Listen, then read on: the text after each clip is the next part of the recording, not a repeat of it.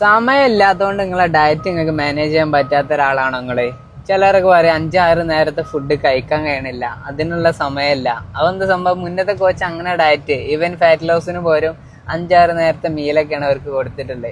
എനിക്ക് പറയാനുള്ള എന്താണെന്ന് വെച്ചാല് നമ്മള് മനുഷ്യന്മാർ ഒരിക്കലും സമയത്തിന് കഴിക്കാനുള്ളതല്ല.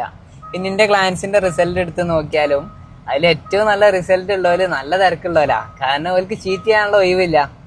അപ്പോൾ നിങ്ങൾക്കൊരു അരമണിക്കൂർ അല്ലെങ്കിൽ ഒരു 20 മിനിറ്റ് എന്നോട് സംസാരിക്കാനുണ്ടെന്നുണ്ടെങ്കിൽ ഞാൻ നിങ്ങളെ ഡയറ്റ് കംപ്ലീറ്റ് സെറ്റാക്കി തരാം.